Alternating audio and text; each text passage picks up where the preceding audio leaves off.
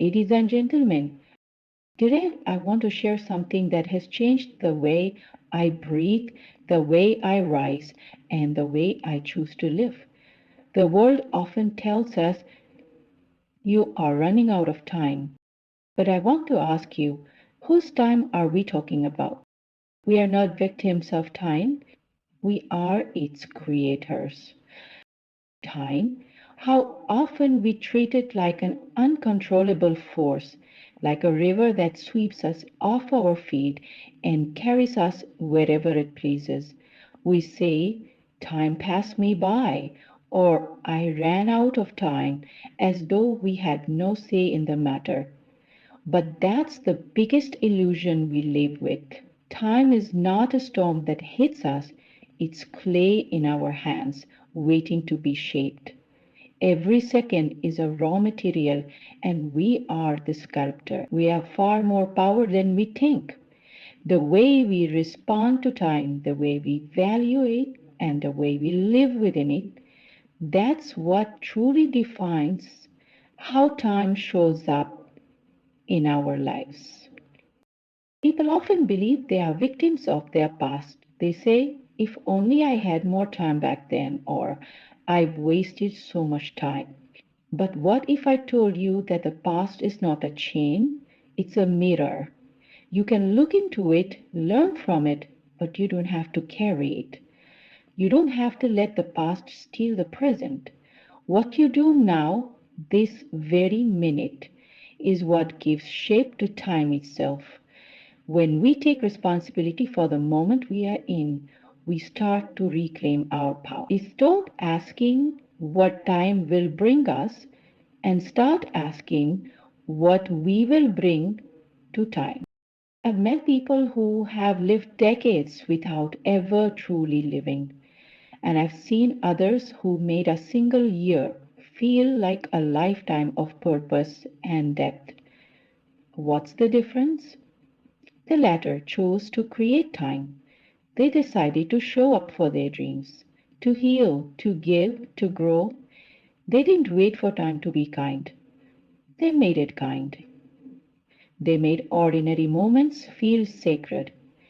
It's never really about how much time you have, but how much you put into it. Time without intention is just noise, but time with intention, that becomes music. Let me remind you, nothing in this world happens to you without your participation. The days will pass whether you hide or shine, but when you decide to show up, to fight, to create, to love, you stretch time in your favor. You turn fleeting seconds into lasting legacies. You become the kind of person who, even after they're gone, leaves a mark that time itself cannot erase. That's what it means to be a creator of time. You choose what to pour into the moments you've been given, and that choice defines your life far more than any clock ever could. This mindset shift is liberating. You stop fearing the ticking clock. You stop rushing through your days, chasing deadlines, and fearing the end. Instead, you start creating time that matters. You learn to pause, to breathe, to reflect. You begin to measure your day not by how much you got done, but by how present you were, how connected you felt, how true you stayed to your values. You realize that success isn't about filling time, it's about filling with meaning, with purpose, with life. So the next time you feel like you're falling behind, remember there is no universal clock dictating your worth. The timeline you're living on is your own. No one else gets to define it for you. You are not running out of time. You are just beginning to shape it in your own way. Don't just count the hours, make the hours count. Let your life be proof that time doesn't define you, you define time. So many of us spend our lives waiting for the perfect moment, the right opportunity, the stars to align before we take that leap. We tell ourselves maybe later or not yet.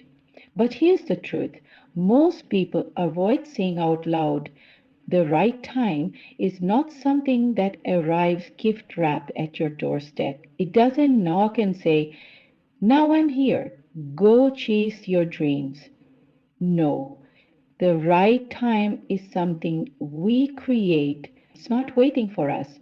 We are the ones who are meant to rise, step into uncertainty, and shape it with our courage.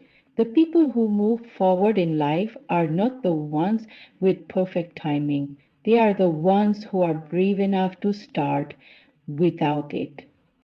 A courage is the spark that turns someday into today. It's not about being fearless, it's about being willing to act even while afraid. Purpose is what sustains that courage when the path gets dark. When your vision is clear, you don't wait for the moment to feel safe. You make it safe by believing in why you're doing it. That's how great things are born, not from perfect conditions. It's easy to do something when everything feels right. But the magic happens when you do it, even when everything doesn't. That's when you stop being a prisoner of your circumstances and become the author of your time. You must understand that the right time will never feel like the right time. It will often arrive dressed in uncertainty. It might come when your heart is still broken, your finances are shaky, or your confidence is fragile. And that's precisely the move to move because the act of stepping forward creates the momentum that builds clarity. The world won't pause and clear a path for you. But when you start walking, doors you never imagined start to open. When you speak your truth, people who need to hear it will listen. The moment you dare to act, you turn hesitation into transformation. Purpose is what grounds you when everything else is unstable. It's your why that fuels your win. The stronger your reason, the less you need perfect timing. You stop waiting for motivation and start moving with meaning. Purpose makes your pain sacred, your efforts worthwhile, and your setbacks temporary. With it, time becomes something you mold, not something you fear. People will ask you, why now?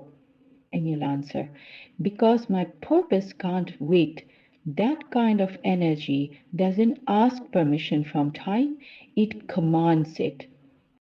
The people who change their lives, and sometimes even the world, are not the ones who were handed the perfect moment.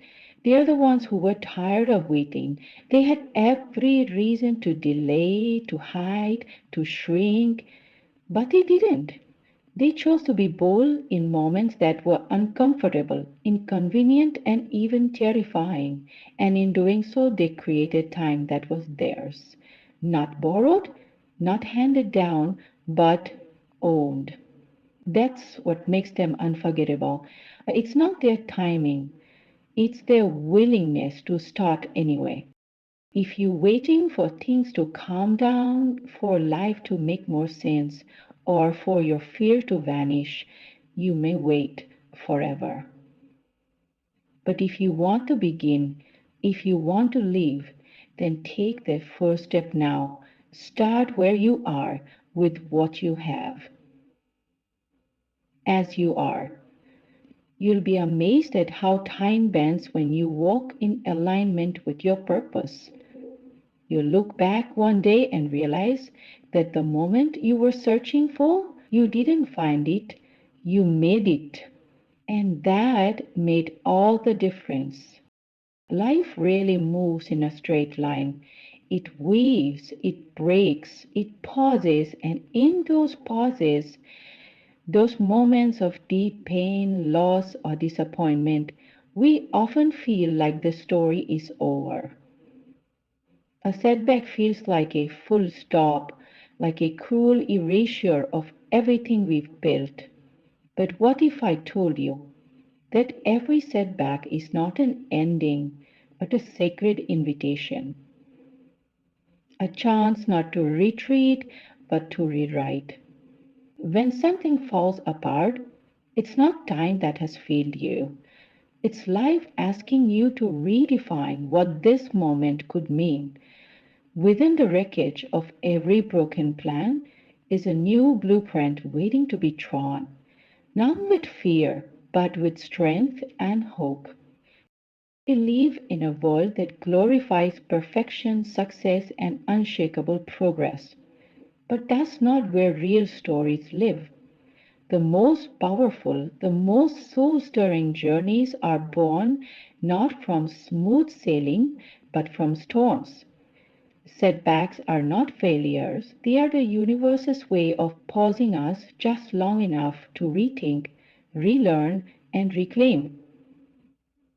When things don't go according to plan, we are pushed out of autopilot. And in that disruption, we gain clarity. Suddenly, we're not just following a path, we are creating one. And that creation begins with the quiet, steady strength of a heart that refuses to give up. There is something deeply transformative about being broken and choosing to rebuild, not as you were, but as something stronger. When you face disappointment, when you've been denied, betrayed, or derailed, you have two choices: to let that pain define your story, or to let it refine your spirit. The people who rise after a fall don't do so because they are lucky, they do it because they allow their wounds to breathe but not to become borders. They grieve, but they grow. They do not let the past be a prison, they let it be a lesson. Hope is not a soft thing. It's not about blind positivity or fake smiles. Real hope is fierce. It's a decision to believe in light when you've only known dark. It's looking at the ashes of what was and saying, I will build again, differently but beautifully. That kind of hope turns a setback into sacred ground. It turns loss into wisdom and pain into purpose. With hope, you stop seeing your timeline as broken. You start seeing it as reborn. You understand that the delay was not a detour, it was a deepening.